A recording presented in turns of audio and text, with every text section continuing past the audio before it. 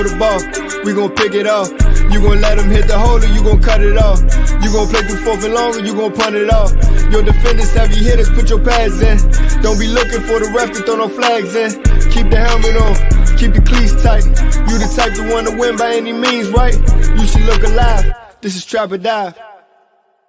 Sir, what's going on? Welcome back to another episode of the Trap or Die podcast, provided to you by 214 Media and SB Nation's Hogs Haven. I am your host, Mual, and Dog Mual, Coach Mual, all that good stuff, man. And here with AJ, Dre is on the way. Let me go ahead and get the administrative items right quick. So listen, obviously Monday is a new day. In case you missed it, last week we did say we were gonna start moving in on Mondays. For those who are going to be checking in the live stream in a little bit, that is the schedule moving forward. Mondays, 7 p.m. Eastern, and we'll figure things out from there. In whichever way that you are listening or watching, make sure you give a rating and review, or try to. You know what I'm saying? We appreciate it. Always hit the like button and subscribe button if you are new as well on that YouTube side. We appreciate that. Lastly, call-ins are welcomed all show. Anything and everything that you want to talk about, all things Commanders, you could come in, pop in, get whatever it is off your chest with the mob, and we're going to have conversations. We don't have too much, my bad, we don't have too much on the agenda today, so perfect time to check in, reset, and then as we get geared into the combine and the draft and all that other stuff, we can tune into that. So if you want to come through, talk a little ball, talk a little Commanders, man, whatever it is, even ownership, you know what I'm saying? We ain't hiding from it.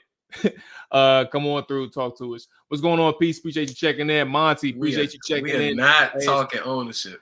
Look, man, hey, if they want to talk about that thing got more spins than a Young and Restless episode, dog. Like, hey, there's so much bullshit out there that's being it's frustrating, bro. I don't like, me personally, and I don't want to look. I'm not going to sit here and tell somebody don't call in if they want to talk about ownership.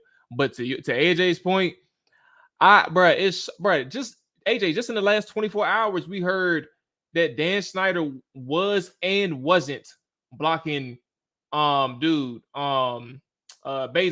Like two different reports saying that he was and wasn't blocking Bezos. And it's like, bro, you can't even tell the difference. I don't know anything. Like, you can't keep up with all this news, bro. It's hard to keep up.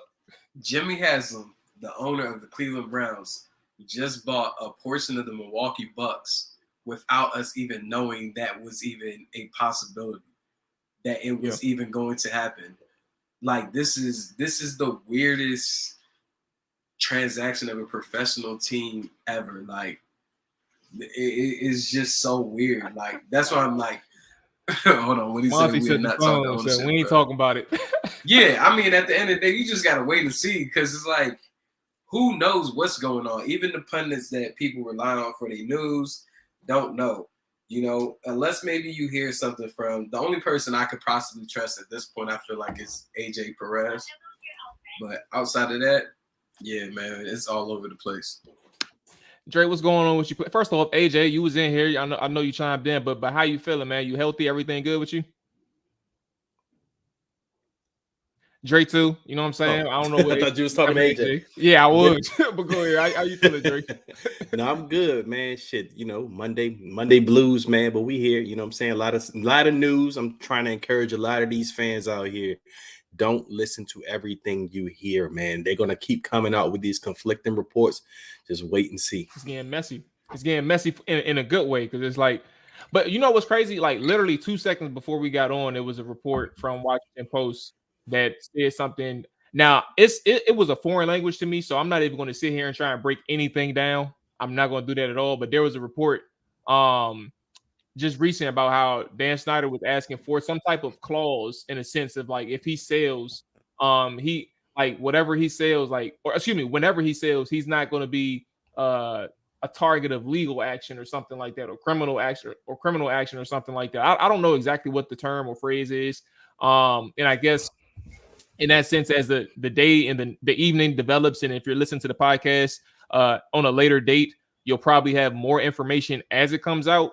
But yeah, Dre, it's getting real messy right now. But never forget, if you all listen, like the show that we had with Jason Lock and Forrest said, like, it was going to be a long deal anyway. So this is kind of like the ebbs and flows, I guess, of the ownership. He said he didn't predict anything until, what was it, May? I think he said May or something. Yeah. Yeah, one of those. So like not even March. And we're not even in March yet.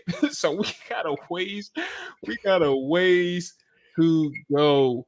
Roger, Curtis, I see you all in there. Again, call-ins, welcome all show. Anything, everything, Commanders, you want to talk about, we can definitely do that.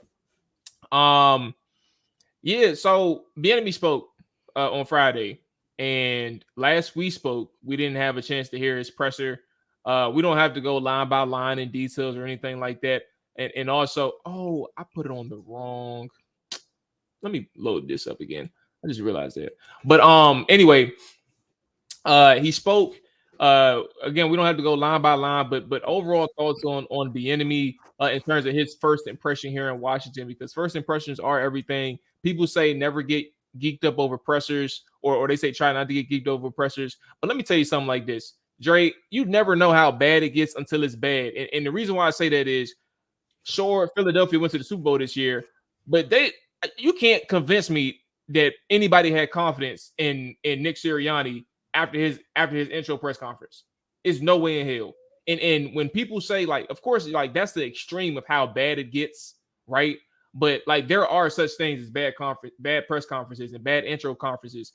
Eric Bieniemy had me ready to go through a wall. I texted several people. I texted y'all. I said, we're going to the Super Bowl. Look, it is what it is. Player, like, he killed it. Everything that kind of, like, even some of the question marks that I had, that people had, because I didn't know too much about him. But some of the question marks that you have when you try to figure out why isn't he a head coach yet, like, for me, it's like what solidified the ambiguity or the intrigue behind it was the fact that, like, when you see how he talked and you see how confident he was, with a hint of positive arrogance, like in belief and know that he can get the job done. Like, I can see exactly why. Now it's not an excuse at all, because, like, that's not the point. But you can see, like, how some people can sit here and say, I don't know about this guy, because he's way too confident, but in a good way. He's very confident about himself, and I think people probably didn't appreciate that part of him. If I had to get here and say, like, what a majority of the issue was, I think that could have been the majority. Like, he was really good. He was really good in his thoughts, and he was really good in how he conveyed it to everybody in that press room. Yeah, I mean, I think for me, I don't think I've ever seen this type of media attention around an assistant head coach hire in my entire life of watching the NFL and also being in the sports industry. I feel like what you just touched on, as far as how he carries himself, his personality, his confidence level, definitely will scare off these owners who don't come from those environments, that aren't really used to that type of interaction, even with an African-American man. You feel me? Someone that knows they have the ability to get something done and will see through of doing so. So yeah, now you got to see exactly why that scared off some owners, because they're not going to be able to tell him nonsense and he's not going to challenge that. You feel me? A lot of these coaches don't have that prowess about them. That's why, a lot of teams, when Bill Parcells became available as a head coach, not everyone wanted him, because he's going to tell you how it is. We also have another coach like that has to do ESPN on Sundays, Rex Ryan. He's going to tell you exactly what it is. Like, records, his records with the Bills and the Jets, they were solid enough to where he should be getting another job, but every ownership group isn't going to be willing to sit down and actually hear someone out of that nature that has that type of personalities. They like people that, will kind of succumb to them, and that's why they've been able to amass their riches and their wealth. But for me, man, I just see head coach, man. I feel like maybe there might be some issues down the line between him and Ron, clashing heads, just because of the strong personalities there.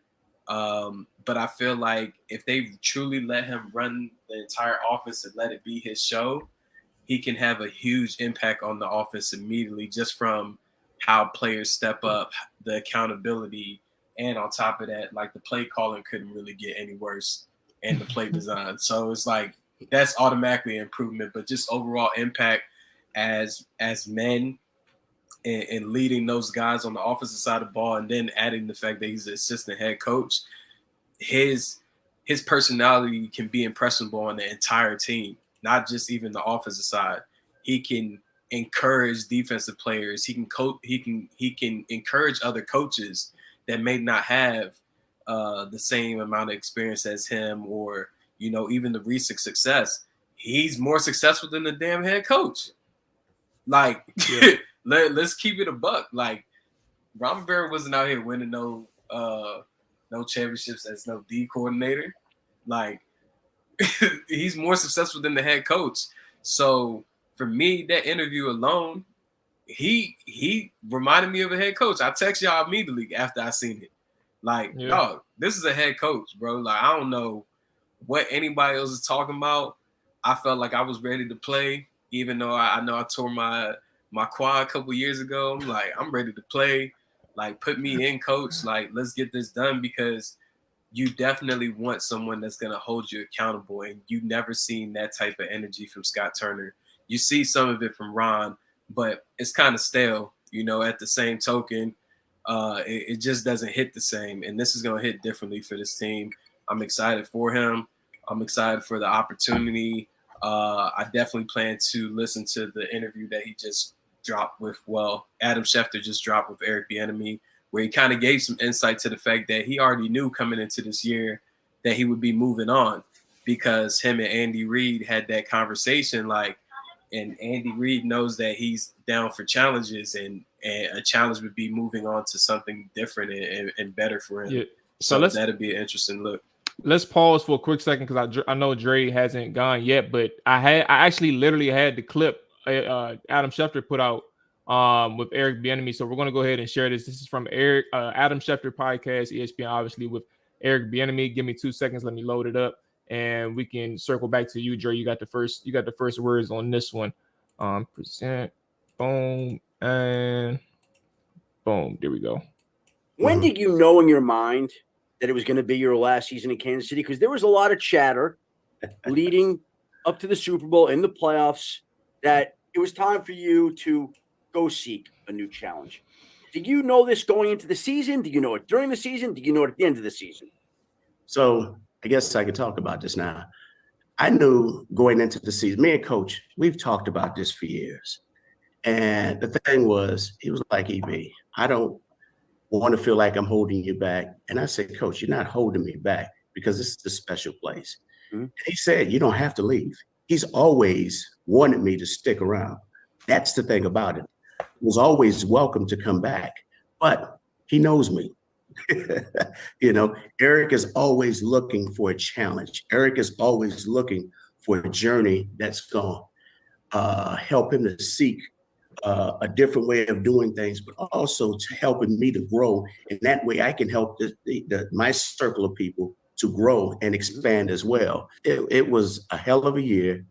It was a great challenge, but on top of that, it was a lot of fun. And it was winning that last game kind of put the icing on the cake, and it was an emotional moment. And so I've known for a while, but that was something between me and Coach. It was nothing that was discussed with any of our other coaches, okay? And it was just us. And the thing about it, I just wanted to make sure that it wasn't a distraction for anyone else. No one else needed to know.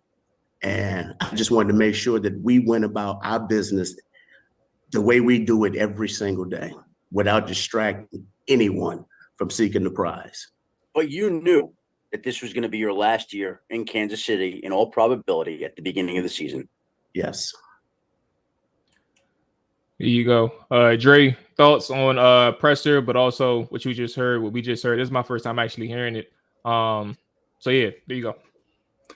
So first thing with Eric Bieniemy, I noticed he talks a lot in third person, which is cool. I mean, and I didn't know honestly before we hired Eric Bieniemy.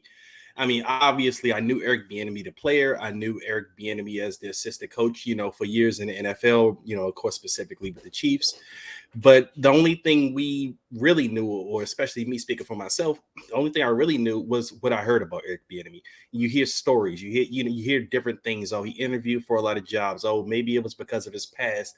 Maybe it's because he's a bad interview and everything. But listening to Eric Bieniemy talk, I don't get the indication that he's a bad interview or anything. Like, one thing about Washington fans, we get excited about press conferences. That's one of the highlights of Dan Snyder's tenure as an owner, is that the fan base gets worked up over new hires and new players because nothing else worked before. So we're excited to hear the guys speak at a press conference, whether it's Shanahan, Joe Gibbs, whoever they introduce next. And in this case, it's Eric Bieniemy. And I know AJ mentioned that Eric Bieniemy, he's never seen this attention for an assistant coach. But as Jason Lockton Forrest said the other day on our show, he's the face of, racism, or how things work against black coaches in the NFL. He's the face of that right now. So, and I think a lot of people felt like me in a sense that they didn't know much about Eric Bieniemy outside of what they may assume of him or what they may see of him. But I think, outside of what he may bring to a football field, he impressed a lot of people, and myself included, with his press conference. I mean, not even just the press conference, just the interviews, like just with Adam Schefter and all of that now. Like, stuff like that you're seeing his personality, you're seeing charisma. And as AJ and you too, Jamal, you alluded to, owners may be intimidated by a personality like Eric Bieniemy, and that's the kind of vibe I got, more so than bad communicator, bad interviewer.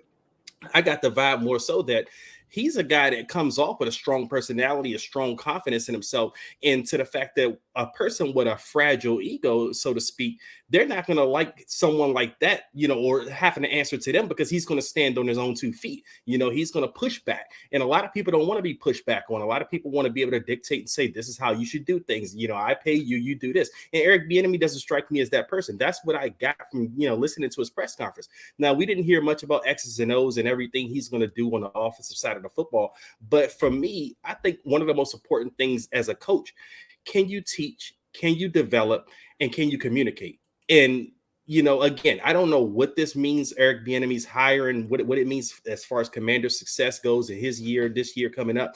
But I got a strong feeling and a strong vibe from him that he's going to communicate exactly what he wants to the players, and he's going to come with a certain intensity that we hadn't seen around here for a while. Now, whether that translates into more wins around here or if that translates to a play, I don't know.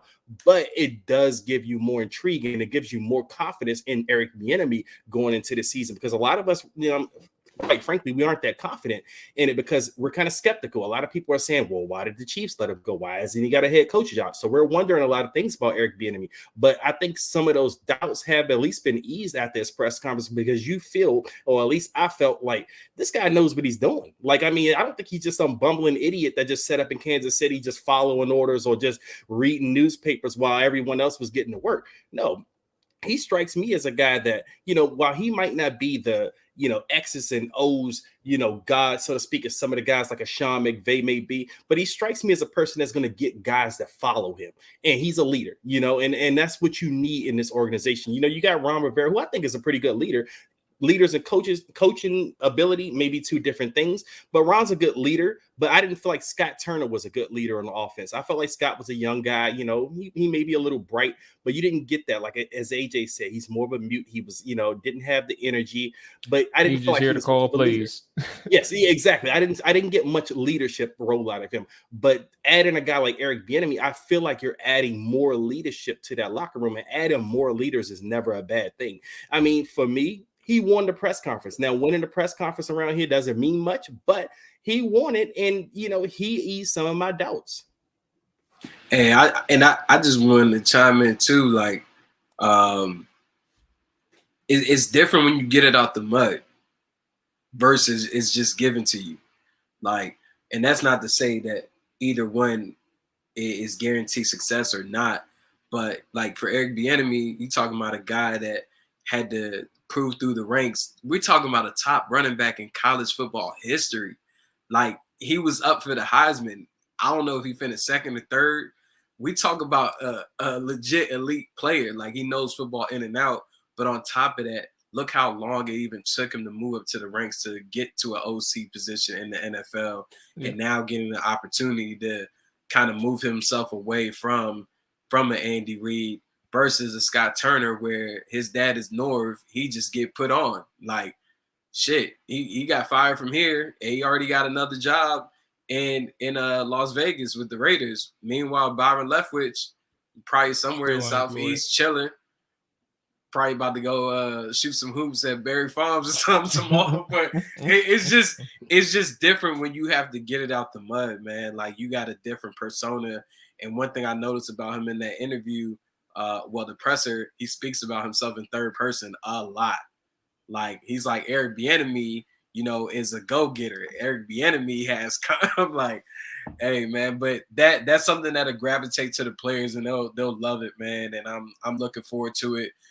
Just not with Sam Howell as quarterback, but yeah, go on. But one more thing on Eric Bieniemy. You know who he kind of reminds me of? He reminds me of someone that we know in our media. We had him on this show before. He kind of reminds me of a Doc Walker. He felt real relatable. Like, listening to Eric Bieniemy talk, he either reminds you of someone you've seen before, or he reminds you of an uncle. Like, he reminds me of one of my damn uncles or something. Like, he feels like a relatable dude. That's why I said I feel like guys will follow him. And that's why you see, guys like Tyreek Hill and even Patrick Mahomes come out in defense of Eric Bieniemy. Now, certain people aren't going to like him, and it's going to happen here. Like, we got LaShawn McCoy, Shady McCoy. He's in the news talking every day about Eric Bieniemy, and it's going to be guys here that he's not going to, mesh well with, or guys that's not going to be receptive to his style of coaching. But as I said before, those are the weak players I want out of here. The people who don't want to be coached and don't want anything said to them, or they don't want anyone being tough on them, get them the hell out of here.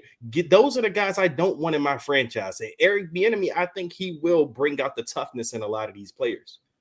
Yeah. Two things before I continue. Hawk, I see you. Stay there. We're going to get you on. Anybody and everybody that if you want to call in, this is the show to do it, man. Chop it up with the fellas. Talk anything that's on your mind with the Washington Commanders. Dre, I'm with you. AJ, I'm with you, especially about the just like getting out the mud. I think the biggest thing is like he paints a picture, and in the uncle part is something where it's like, when somebody talks like to that degree, or it have that type of is it bravado, I think is the word, like you understand, like, all right, I'm here, I'm learning, I'm going to continue to learn. His delivery may sound weird, but his delivery may sound brash, but it ain't coming from a place that's not out of love. Like, he wants to help me. He wants to make sure that I'm going to get better, and he may challenge me, and he may put me in a spot where I'm going to end up coming off as defensive. But if I take my pride, put it to the side, and understand exactly what he's trying to tell me, or exactly the questions that he's asking me, I may understand the reason why I did something was wrong. And I may be able to see through all of the barriers that kept allowing me to put an excuse out there for why I wasn't able to get something done. And he's able to navigate that and say, like, cut the BS. Understand what I'm telling you. Let's be perfect. Let's be as close as perfect as possible, because that's how good we're going to get. But secondly, another thing that I want to add, the color part. Like, if you think about it, bro, our offense, Washington's offense, for a long time, like, you had players here and there who you knew had, like, they got it, like they got that dog, and like, you've seen it from time to time. Terry is the one player here for sure. But like, from a collective standpoint, from an offensive, like a unit standpoint, and just generally, like, you don't see like going into every single game, like, where that confidence is, like, from start to finish, like those people who embody a competition, but also go into a game so confident that they know the team ahead of the team in front of us, or the team that we're playing that week, they can't beat us.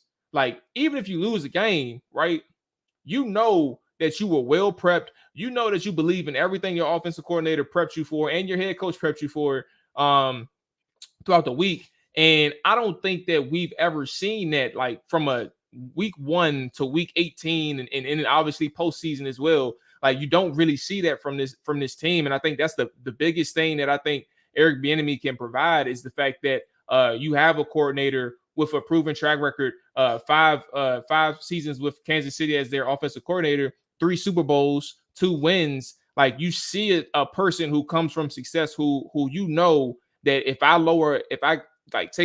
get a little bit more humble, he can bring that confidence out of me. I can believe in everything that we're doing offensively. I know that, like, XYZ, if we get such and such in place, then we're going to be an offense that's going to be a problem to stop throughout the rest of the league. No defense can stop us. And that's kind of what I'm interested in seeing, is like that Eric Bieniemy effect from a mentality standpoint, not from a player standpoint. I think the players, you do have to do a couple tweaks here and there, obviously, but from a mentality standpoint, I think that's the biggest thing, is understanding that if we execute, if we believe in what he's saying, if we eliminate the mental mistakes, that is going to be the thing that gets us over the hump into the spot where we're going to be a damn good offense, and Eric Bieniemy may be a head coach elsewhere, if not head coach for Washington. No, he gotta get the job here.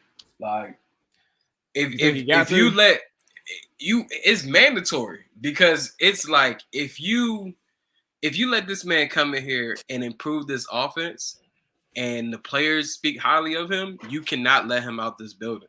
Like, you can't even let him interview with another team. You got to go ahead and lock that man in, because, like we said, from the presser alone, and just, everything else that he's done over his career, everyone has spoken highly of him. Like, just reaching out, or not even having to reach out. Like, I remember conversations with Adrian Peterson that I've had in the past where he's mentioned Eric Bieniemy, and spoke highly of him. Even recently, with what we've been talking about, trying to get different people on the show, just me talking to Jamal Charles personally, him telling me information. I'm fairly close with guys that manage Travis Kelce, and I've dealt with him over the years. Like, they spoke highly of him just in passing, not even with this hire in particular, just in passing. And it's been happening all around the league. People speak highly of him. And those are the main qualities that you need of a head coach, aside from just being a play caller. You need someone that can manage people, manage different personalities. Like, head coaches low-key kind of like therapists in a sense, because you have to deal with so many different people. That's a great way of different walks of lives, and not just the players, but also the people within the building of the organization, from the coaching staff to the training staff to just the logistics of that building being ran up and down. Like, you need someone that's a people's person. And I think so many times we take that for granted. We just look at who can be a play caller, but you're literally running an entire organization when you're a head coach. You're not just a play caller. You have to be that and beyond. Let's go ahead and get the good man Hawk in here. Hawk, how you feeling, big dog? Appreciate you checking in. Hey, yo, what's going on, fellas, man?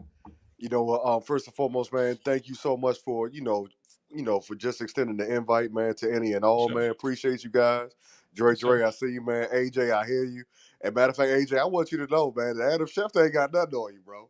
Nah, man. I ain't trying to be no insult, man. The hood Adam Schefter. There we go. That's what I'm saying, man. Adam's my guy, man. So, like, low key, a lot of this information that they put out comes from agents or the PR agency. So yeah, I mean, he's a solid dude. So hopefully we'll be able to bring him on here once this damn team sells. Yeah, man. Or free agency period. For sure, man. I mean, Mual, and man, all you guys, man. I got a lot to say, but I'm not going to say it as far as like on the Bieniemy hire. I'm gonna just say that.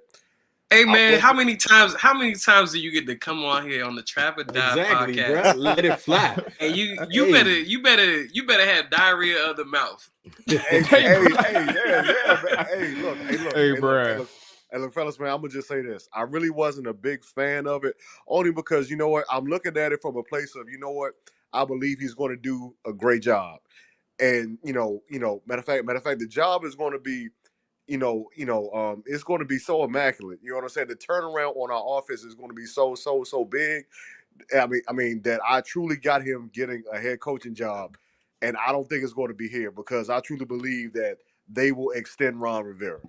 And I believe that we are going to be in this whole cycle of trying to find find another offensive coordinator, following the 2024 season, because I truly believe that Eric Bieniemy is going to do that great of a job here in Washington.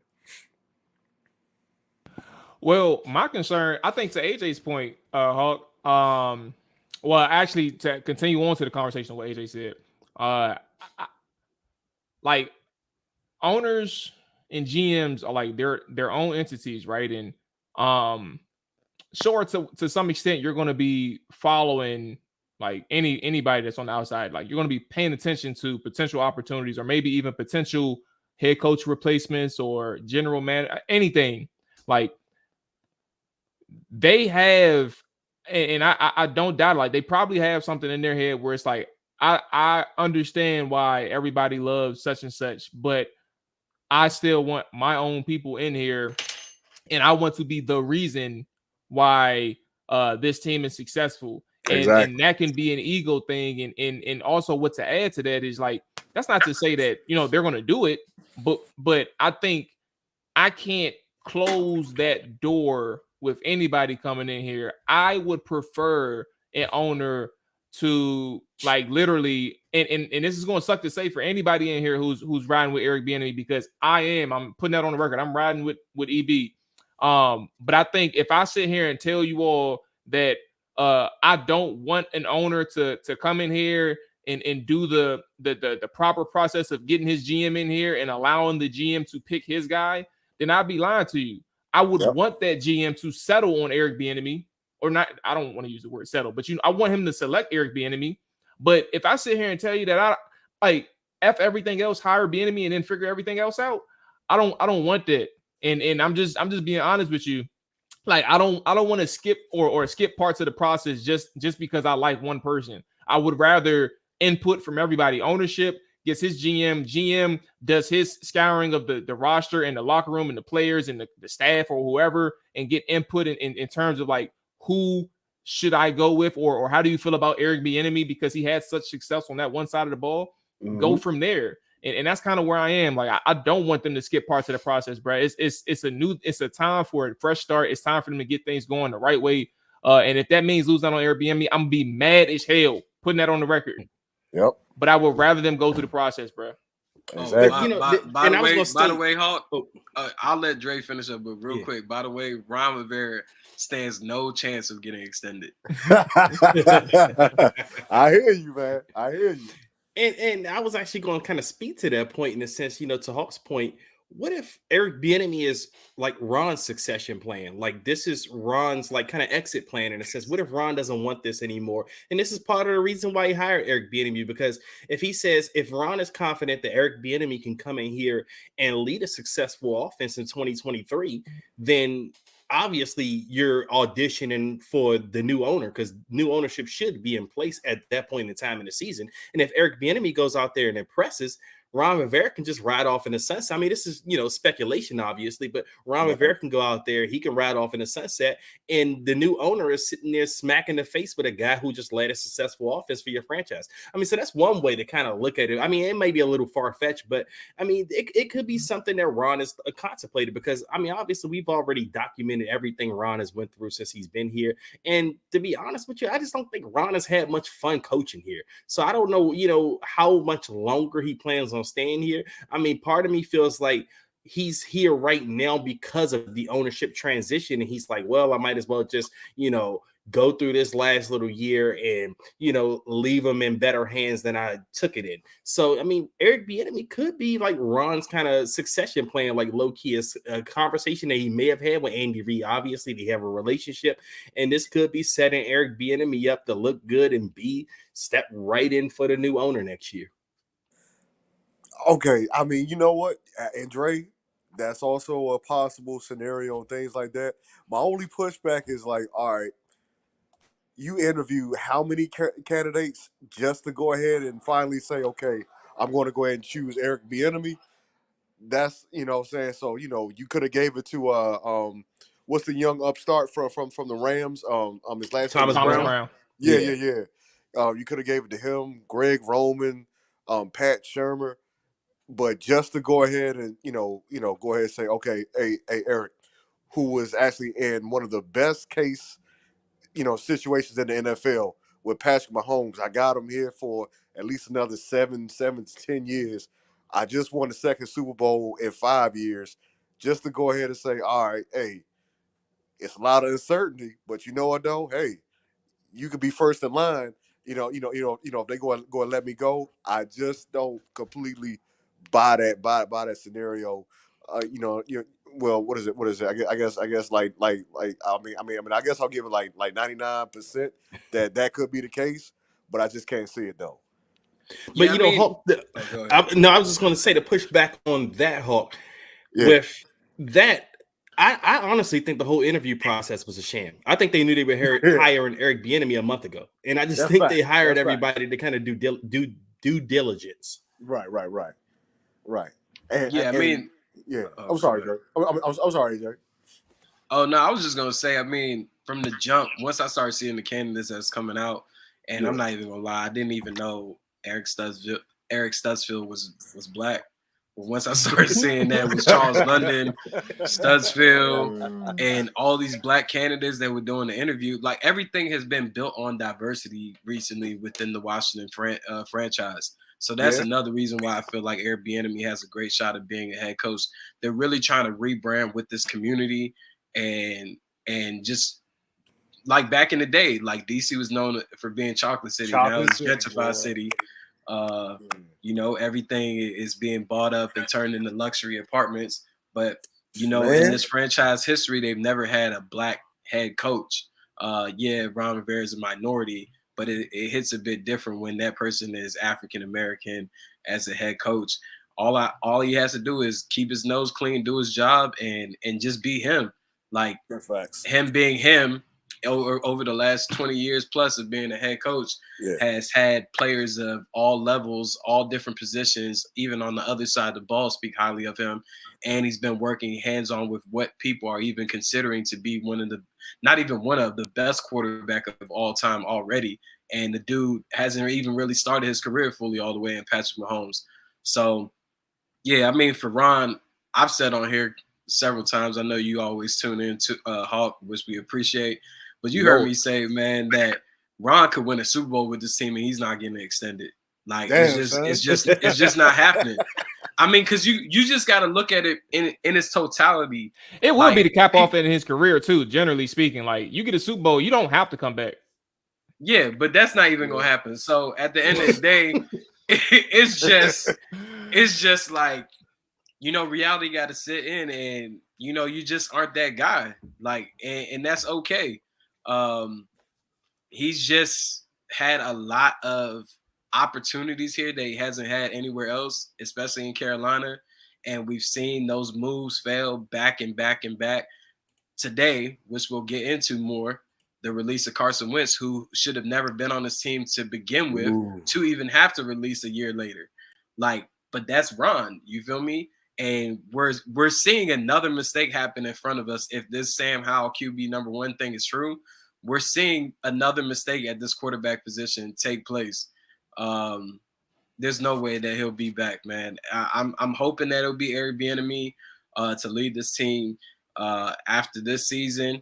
If they start off bad, you'll probably get to see it in season, which I really don't want, because then the expectation of Eric Bieniemy changes from just being a great offensive mind on that side of the ball to now having to lead a team on the fly and not really getting to build out his program. But there's no way that Ron knows it. I want to say somebody asked him, and he kind of alluded to it, like he knows that things could be shifting here real soon. So let's go ahead for the sake of time here. Hawk, did you have any other topics that was on your mind as well with the boys? I'm actually glad you asked, and I actually wanted you all's thoughts on this one. So I've been listening, just tuning into other sports shows, and one take that kind of struck a chord with me, not necessarily in a bad way, but like, how in the world how in the world could you say this? I've heard that, possibly one of the reasons why Eric Bieniemy wasn't able to land a head coaching job was because of his relationship with Andy Reid and things like that. As far as like, Andy being the cause of him not being, so again, a head coach, him, for whatever reason, it's Andy Reid possibly calling plays or Andy Reid not going to bat for this man and things like that. And one of the things that I thought of, I was like, how could we sit there and say that Andy Reid's not going to bat for him when, he was able to go ahead and help out, Brad Childress and Matt Nagy and things like that, 3 white guys, right? But aside, but aside for what he's done for his own, this man has gone to 10 conference championships, 5 in the NFC, 5 in the AFC, and he's had black quarterbacks. You know what I'm saying? He's gotten there with black quarterbacks. This man, matter of fact, Andy Reid is like the face of coaching when it comes to the Rooney Rule. You know what I'm saying? This man puts people in positions, man. He doesn't care whether you black, white, Hispanic, whatever. If you can play, you can play. But more importantly, if you have high integrity and high character, Andy Reid is going to go to bat for you. You know what I mean? We've seen it when Mike Vick came home. He was able to go ahead and help Mike Vick land a second $200 or $300 million contract or something like that. You know what I'm saying with the Eagles. So for something, just I'm not going at the people.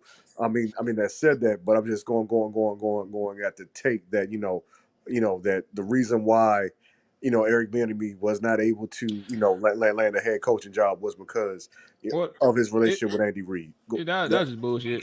I mean, but it really all unveiled, like it revealed itself at the presser. Like it revealed itself at the presser. It revealed itself in the clip that we showed, like to start our show. Like Andy Reid was encouraging him to leave.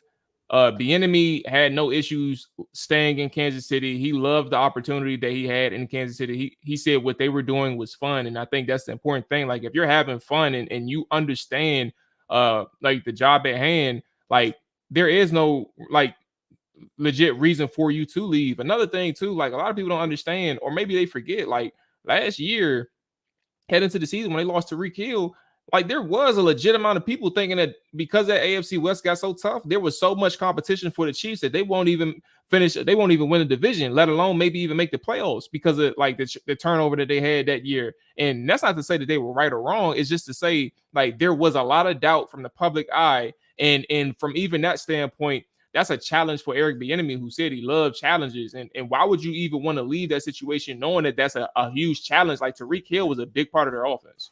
Right. And then they lost some other people too. Like that is a challenge within itself. It's like, how do you operate with Patrick Mahomes and still Travis Kelce, two future Hall of Fame players? But how do you operate with those two without or with the loss of a player that was so dynamic in Tyreek Hill, who dictated the coverage every single time he was on the field? And I think that's kind of the spotlight on the head coaching thing, man. Just understanding that Andy Reid, short of perception, may have been like one public perception is like Andy Reid's holding him back in. And I think that's true to an extent of like, I can prove myself going elsewhere. But like in terms of a head coaching job, like, yeah, that was like, it was just unnecessary to have that thought. And I wouldn't be surprised if owners had it or GM'd as well. And Mual, just to add on to that, Eric Bieniemy was a running backs coach for Kansas City for 5 years before he became the offensive coordinator.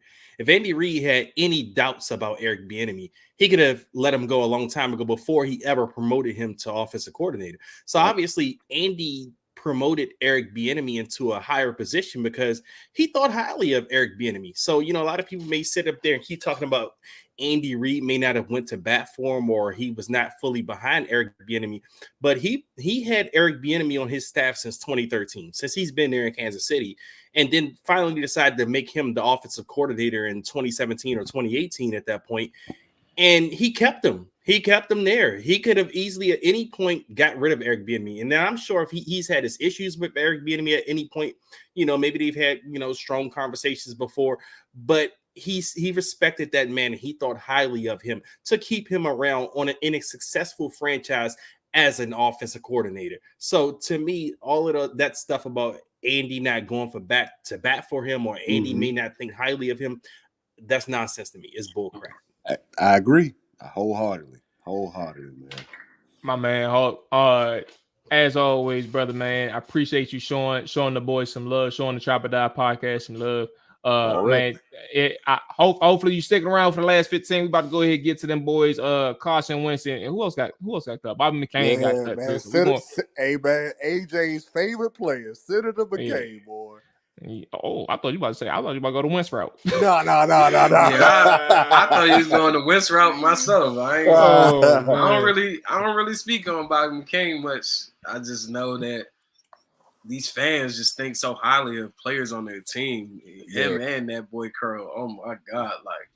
You would think they world beaters out here, but let's go ahead and get into it. Hawk, man, I appreciate you, brother, man. Stay safe. Enjoy your week, man. And obviously, I know you're going to tune in for the rest, but we're going to go ahead. We're going to go ahead and keep things pushing, boss, man. Already, man. Crunch time, man. Peace. Yes, sir. Stay safe, man. All right. Bobby gone. Wentz gone. I guess we can be real quick with Bobby McCain because that's not the big topic. Bobby, $4 million, I think he saved in cap space for Washington. And I think obviously with Derek Forrest around, the emergence of Derek Forrest in 2022, obviously Cam Curl is still around. They believe a lot in him entering his fourth year, but then you have Percy Butler around as well. I think the thing is what keyed in on me with Bobby was not necessarily about the fact that he really played safety, but it's like I think that they really need to sit down and invest into somebody who can play slot, because they more so believe in the two younger safeties to primarily play free and strong. But if you and maybe a little mix of Buffalo with Curl, but they really need a slot guy. They don't have a slot cornerback, and technically Kendall can be that if they find somebody in the draft. Say they go round one and they get a cornerback, or maybe they find a cornerback in free agency, Jalen Ramsey. I don't know, just putting a name out there. Not saying that they're gonna go that route either, but point being, like I think they really need a slot guy in that aspect. Quick thoughts on Bobby McCain being cut in terms of like the direction they may be going in the secondary. Yeah, I mean, Bobby, I think the writing was on the wall for him. For me, when I think about Bobby McCain, I just thought of, like, if I looked in the Urban Dictionary for the definition of a Jag, his picture would be right there. Like, I mean, he was a guy that Dictionary. Yeah, I mean, if you're looking at Urban Dictionary for the definition of Jag, is Bobby McCain. Like, his picture with the dreads and everything is sitting right there. So I mean, because when I watch games, especially with Washington and Jack Del Rio's defense, they like to play a lot of single high free safety. And obviously this year, Bobby did, alternate and play a lot of slot corner as well. But Bobby just wasn't an impactful player at all. Like you didn't see Bobby making plays through games. Like he was just there. Like he wasn't necessarily like, constantly blowing assignments or getting burnt or anything like that. But you just didn't notice him making any kind of plays on the field, like any kind of impact on the defense. And I just thought at some point you need to upgrade there. And, as Mual said, they definitely, the slot corner is where you're looking at, because obviously you have Defoe and you have Cam Curl, manning the other two safety spots. I mean, they could alternate and play whatever. But the slot corner is a need at this point. I mean, and cornerback in general is a need. I mean, we've been talking about this ad nauseum, going through the draft and everything. I mean, and for me, that's probably my, that and offensive line are my two priorities entering free agency in the draft. More so, I'm looking at the draft. But if you get one of those stud corners, as Mual said, maybe Kendall Fuller goes to a slot, but maybe you look in free agency as well. But either way, it's something you have to address in free agency or the draft this offseason. I mean, whether it's going to be the free safety or just a guy that can kind of, as Ron likes to say, position flex. You need one of those guys that could probably play the single high and also come down to play the slot as well. But Bobby just wasn't an impactful player. So that news wasn't really that surprising to me. And again, they needed to upgrade whether they were going to keep him or not. Any thoughts on McCain, AJ? He has a pretty nice girlfriend. That's it. Well, that's good. I'm glad he has that. You got a little flavor. All right, Nah, congrats to him, man. nah. I mean, Okay, I definitely, I definitely met his girlfriend week 1. The only Yeah. good All thing right. about him, I didn't huh? know. I didn't want to know meet which her now, lane- AJ. I Hey, she on point. wanted to touch lightly on that one. But I wanna meet her. But yeah, nah. At the end of the day, with Bobby, man, like you said, it just shows that this team has some improvement to make when it comes to the cornerback position and just really getting depth. To have to move your safety down to the nickel position just kind of shows you that there's some weakness there. And I don't know how they really go about addressing it. Hopefully, they find somebody in the draft that can take that opportunity because I don't really see too many slot corners on the free agent market that I would be interested in paying if I were running the team. But I'm pretty sure there's some Carolina Panther out there lurking somewhere. When you see them bring back a guy like David Mayo, you just already know what's coming again this free agency. So with making these releases in McCain and Wentz, they better spend some money in free agency this go round and not sit back and be cheap. If they don't do anything free agency with signing players, then that budget stuff was really real, like all the way, because you're freeing up cap and you need to go and spend some money. Yeah, and in theory, like it's not a good. I didn't care too much about it.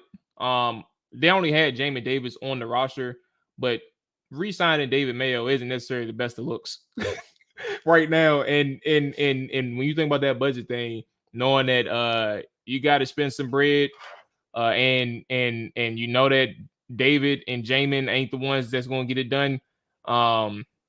You sure as hell hope that you can do better in free agency once that time comes. But you never know.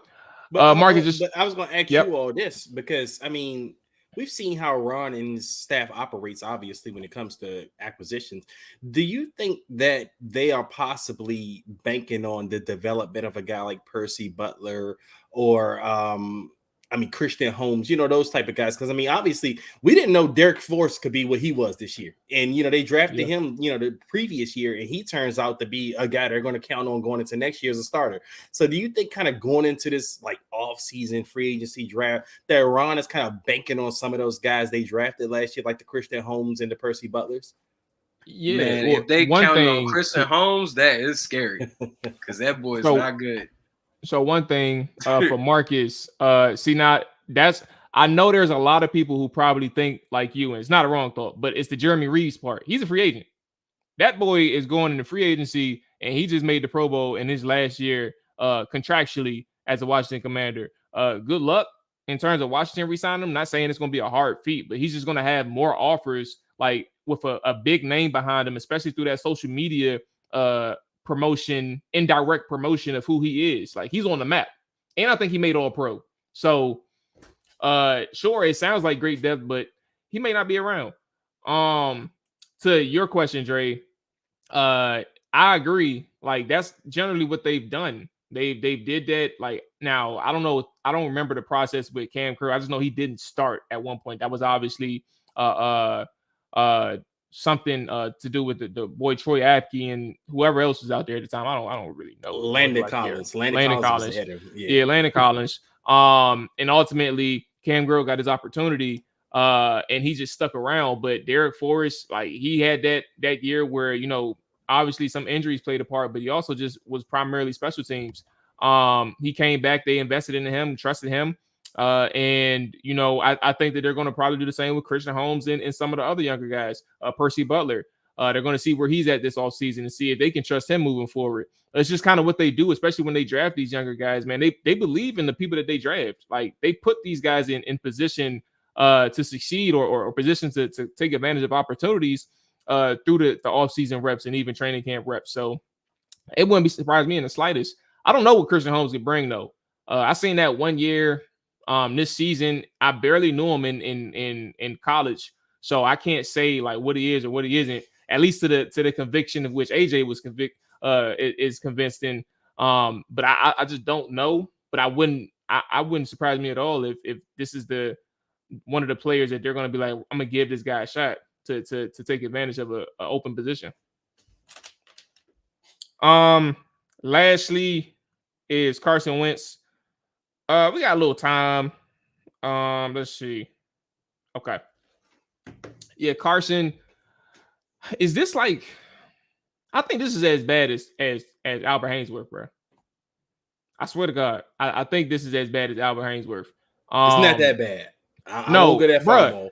Bro, no, it is as bad as look. Obviously, the money side is the money. The amount of money is one thing, bro. But you knew, Dre, AJ, y'all knew that the only thing that Washington was clinging on to was, I hope that we're right and everybody else is wrong about Carson Wentz. They paid his salary. They gave up draft picks for this man. They ate the whole salary, bro. Like, it don't matter if Albert Hainsworth got paid $100 million and he ain't do shit here. Carson Wentz ain't last 6 games. And they paid that much up front just to cut him. Now, sure, in the long term, it worked out. But financially speaking, you should have never done that in the first place. You should have never gave up draft picks in the first place.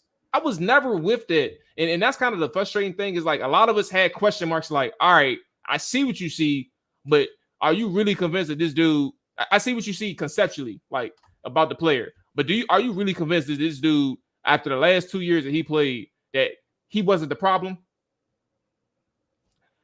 Just as bad as Albert Hainsworth, bro. I don't give a damn. So for me, Mo, so I can't say he's as bad as Albert because we were on the books for Albert for years, and not only that, we also got cap penalties because of that with the Mariners. The Giants snitched on us over the whole Albert Hainsworth thing, and we lost, like, it was like a whole 2-year penalty thing we had to deal with the NFL. But what I will say about Carson is he is the defining moment of Ron Rivera's tenure. Like, when you think about Ron Rivera's tenure in Washington, D.C., you're going to think about Carson Wentz because that was his 2 of spades. That was his big joker in spades. Like, this was his ultimate move. And it was a move that was questioned and a move that everyone criticized at the time. So, like you said, Mo, this was a thing where if Ron was right about this, he was going to be the only person right about this Carson Wentz deal. So, and a lot of people expected it to go exactly how it went, but Ron was the only person. And obviously, we talked about this last season in the offseason. We said that if this doesn't work, especially me, I know I was talking about this. I said, if this works, Ron is a smart guy. He's smarter than everyone that told him he was wrong. But if this doesn't work, Ron probably should be fired, but we didn't know that this team was going to be up for sale at the point of the year. So Ron is obviously coming back or whatever. But Carson Wentz is his defining moment.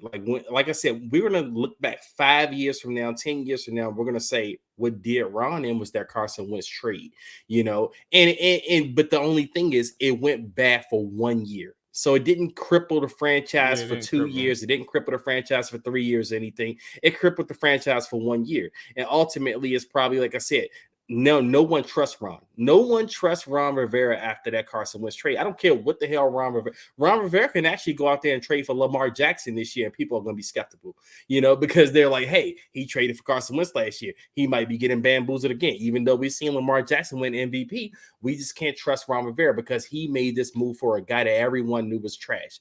But again, I just can't put him in that Albert Hainsworth tier because Albert Hainsworth crippled us for years.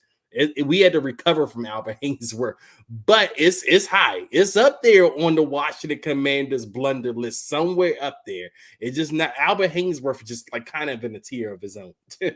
I agree with Hawk when he said it's a tier below. I'm there, but I'm not. It's up there, bro. This was god awful, bro. Hey, I guess at least with Hainsworth, he was good, and you thought he would be good. Carson was not good, so. Like, there's people in the fan base that were defending him. They're trying to bring up the stats. He only had 7 interceptions. I'm like, are y'all watching the game? Because I actually watched the game. I've seen him in person, especially last year with the Colts, and it did not look good. I knew it wasn't going to be good here because you already have a bad coordinator as well. Like, you're not working with a smart coordinator. Then on top of that, deficiencies with the offensive line, you just knew were coming. When you get a guy like Norwell and Trey Turner and plug them in as starters. But yeah, like you stated, Dre, if this team wasn't up for sale, we'd be talking about a new head coach, man. Eric Bieniemy probably be the head coach of the Washington Commanders. Talk about Eric Bieniemy, bro. Yeah, because I mean, it's just like if this team was not up for sale, dog. Like we would be looking at a new regime and everything. Unfortunately, it's up for sale, and that process has been tedious. But I mean, yeah, and it just makes you wonder. Like Ron Rivera does not understand quarterbacks or coach. I don't know. I almost want to say coaching overall, but he damn sure don't understand quarterbacks. If he stood on the table and shouted from the mountaintops that this was his pick, he did the scouting, he got the analytics, he did all this for Carson Wentz, and you had to release that man a year later, like you are, and he was gonna be released. So not only did you get finessed, you also got fleeced when he got here too, because you could see that he doesn't mesh well with his teammates. Then on top of that, he's not good on the field. Like you just got finessed and fleeced all around. You gave up a good portion of your money that you could have spent in free agency. We don't know how aggressive you might have been with that money that you had available to you. You gave up a third and almost put at risk your second round pick to get Carson Wentz. Can you imagine if this team had to give up a second round pick in this draft class for Carson Wentz that you release a year later? Like, he should still be fired with an ownership change. Like, it would be insane if that second round pick was gone. But I mean, that's why even for me, it just provides reluctancy in believing this Sam Howell thing. Is this even real? Because there's no way that you could stand on the table and vouch for Carson Wentz, and now I'm supposed to believe that you vouching for Sam. Like, no way. Like, and it's scary. Like Dre touched on. I mean, with Lamar Jackson, I feel like Washington fan base just got PTSD overall. They scared of everything. They scared of every move that's made. Oh my God, what if Eric Bieniemy didn't really call plays in Kansas City? What if Sam Howell doesn't remember how to throw the ball? Like, they just scared of everything. Like, everything scares them. So yeah, man, I just feel like Carson Wentz should just go ahead, hang it up, man. He's had a solid career, made a lot of money. You know, bro. Listen, who wants him as a backup at this point? Bro, you can't have that man be a backup and have to rely on him to help you out if a game were to falter. Okay. Let me see. Oh, here we go. Albert Breer reported this, bro. He signed a 4-year, $128 million extension with the Eagles in 2019. Its base value over 6 years, folding 2 years of his rookie deal in, was about $154 million. Today, the Commanders terminated that deal. Wentz wound up making a total of $105 million, $198,279 of the total from 3 teams. Bruh, retire. You are through. You're cooked, bruh. Like, you just being mediocre. The only place he could realistically go, the only place he could realistically go, and that's just based off relationship, is Carolina, and that ain't happening. So it's like you can't touch nowhere else, man. Go hang it up, be with your family. You've had a solid career. You know, go have your time with God, and just kick back and relax, my boy. Yeah, you are done. You are done. Yeah, last thing I got, man, is I don't. It's hard for me to trust a lot of what Rivera. I mean, I think that was going to be a byproduct of a failure of acquisition like this anyway. It's like you put your neck on the line like that. It's either you right or you wrong, and the consequences of being wrong is like you lose trust from a lot of people. And that's just kind of the bottom line of that. So for me, I didn't trust him to begin with in terms of like this quarterback stuff, but like that solidified it. I don't know. Like the Howell thing is mixy because he could have been influenced from other people. Like the players had to tell him to put in Howell. Like they had to do that. And I don't know what that means moving forward, but I do think for Rivera, man, he has to tread lightly. And I think giving a person like Bieniemy autonomy on that offensive side of the football to make some of the, I mean, obviously with the help of his staff, But to make decisions on that side of the football, I think it's probably the best case, bro, and just get the hell out of the way with that offense. And that's probably your best bet in terms of Rivera. That's probably your best bet. Obviously, you can probably help with some other positions, but quarterback, bro, stay away. Just stay away. Hey, and I know see we what trying to happens. wrap up, but this also combine pretty much started today. As far as matter of fact, Ron has his interview tomorrow. He has his press tomorrow. I want to say in the morning around 11. AJ, are they doing workouts tomorrow? Are the players training tomorrow, or does that start Wednesday? When is the No, actual? that starts Wednesday, but players have already started going down there. Coaches and agents and all that have already started going down. A lot of the coaches are doing their presser tomorrow and GMs, and then Wednesday start up some of the prospects working out through the weekend.